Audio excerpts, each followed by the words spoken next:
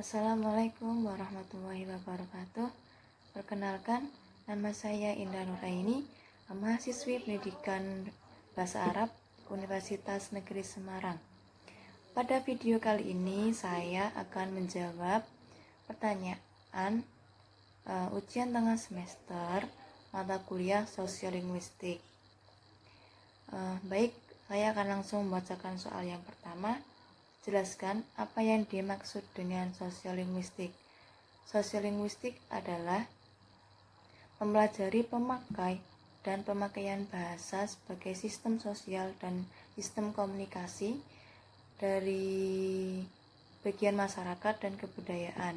Ciri khas bahasa, fungsi-fungsi bahasa akan berubah dan saling mengubah satu sama lain dalam masyarakat. Soal yang kedua, jelaskan bagaimana kaitan sosiolinguistik dengan ilmu lain. Sosiolinguistik dengan sosiologi. Hubungan sosiolinguistik dengan sosiologi dapat dilihat dalam penggunaan metode penelitian, misalnya dalam pengumpulan data wawancara, rekaman, pengumpulan dokumen, dan sebagainya. Sedangkan dalam pengolahan data menggunakan metode deskriptif. Sosiolinguistik dengan pragmatik. Sosiolinguistik mengkaji variasi bahasa dan penggunaan bahasa dalam hubungannya dengan perilaku masyarakat atau variasi bahasa dalam hubungan dengan konteks sosial masyarakat yang mendukungnya. Berbicara mengenai konteks berkaitan erat dengan ilmu pragmatik. Konteks adalah unsur di luar bahasa dikaji dalam pragmatik. Pragmatik adalah aspek-aspek pemakaian bahasa atau konteks luar bahasa yang memberikan sumbangan pada makna tujuan, syarat-syarat yang mengakibatkan serasi atau tidaknya pemakaian bahasa dalam komunikasi. Dari pengertian sosiolinguistik dan pengertian pragmatik tersebut, dapat dilihat bahwa hubungan sosiolinguistik dan pragmatik, bahwa bahasa apa yang digunakan oleh masyarakat sehingga komunikasi menjadi lancar, hal itu merupakan kajian sosiolinguistik. Pengetahuan yang sama-sama dimiliki oleh pembicara atau mitra bicara sehingga komunikasi menjadi serasi, hal itu merupakan kajian pragmatik. Sosiolinguistik dengan antropologi. Hubungan sosiolinguistik dengan antropologi mengkaji masyarakat dari sudut kebudayaan. Salah satu unsur kebudayaan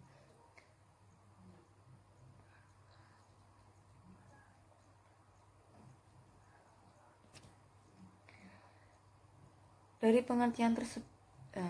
pengertian sosiolinguistik dan pengertian pragmatik tersebut dapat dilihat bahwa hubungan sosiolinguistik dan pragmatik, bahasa apa yang digunakan oleh masyarakat sehingga komunikasi menjadi lancar, hal itu merupakan kajian sosiolinguistik. Pengetahuan yang sama-sama dimiliki oleh pembicara dan mitra bicara sehingga komunikasi menjadi lancar, hal itu merupakan kajian pragmatik. Sosiolingüistik dengan antropologi. Hubungan sosiolinguistik dengan antropologi mengkaji masyarakat dari sudut kebudayaan. Salah satu unsur kebudayaan adalah bahasa. Artinya, dengan bahasa masyarakat kita dapat mempelajari kebudayaan.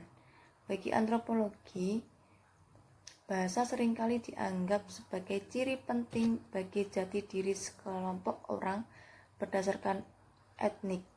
Masyarakat dapat diklasifikasi berdasarkan etniknya. Setiap etnik akan berkomunikasi dengan etnik lain. Bahasa apa yang akan digunakan oleh setiap etnik jika berkomunikasi dengan etnik itu merupakan kajian sosiolinguistik. Soal yang ketiga, apa yang dimaksud dengan kelas sosial?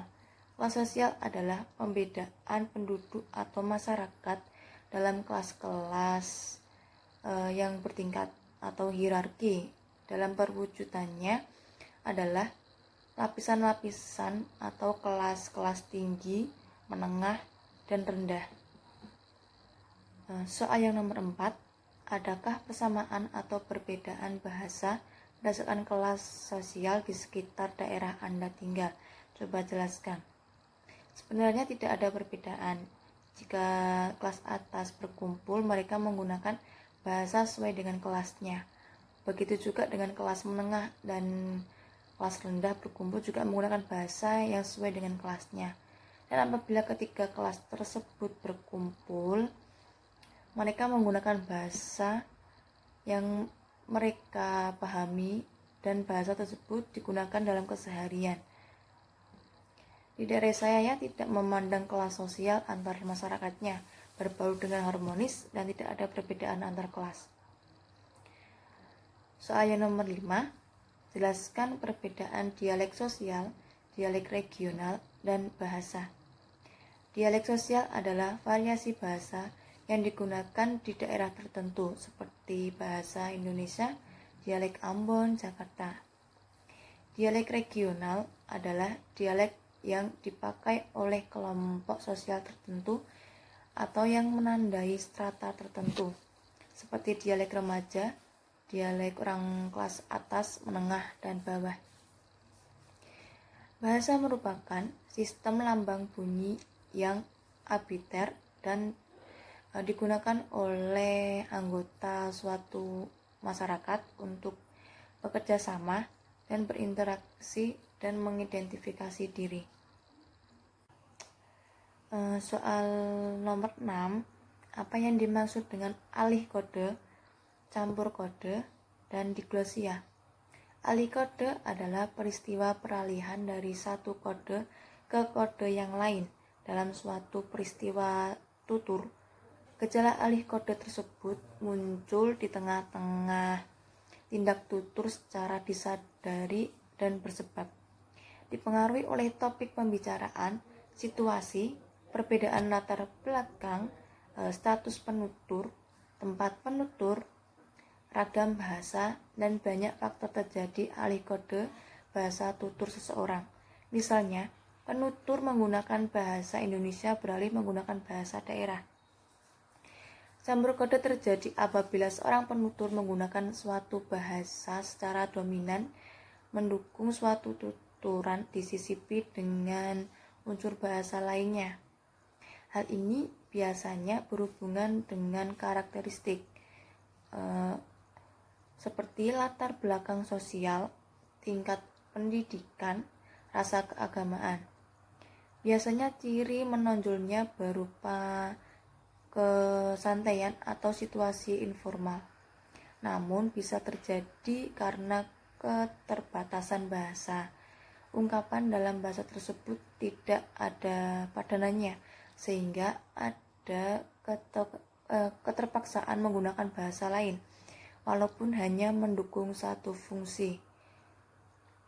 Diglosia menurut Ferguson yaitu fenomena penggunaan ragam bahasa yang dipilih sesuai dengan fungsinya, memiliki tipe rendah dan tinggi.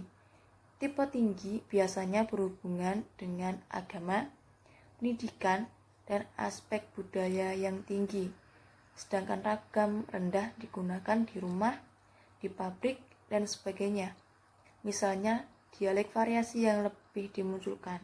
Contoh diglosia dalam bahasa Jawa: go, re, to, teh, dan sebagainya. Soal nomor 7, adakah persamaan atau perbedaan bahasa berdasarkan gender di sekitar daerah Anda tinggal? Coba jelaskan.